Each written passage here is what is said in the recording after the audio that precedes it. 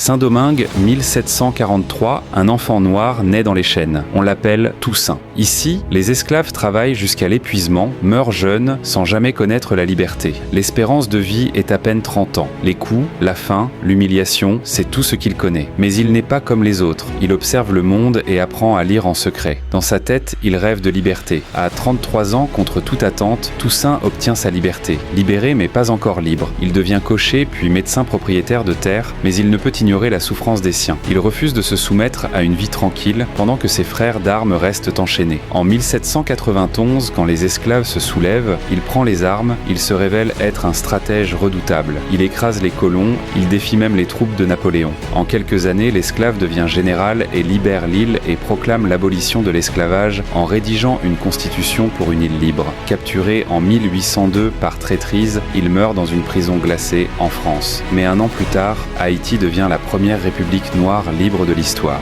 Il s'appelait Toussaint Louverture, un esclave devenu le père de la liberté, et son combat a changé l'histoire à jamais. Si cette légende t'a inspiré, partage-la, like et abonne-toi.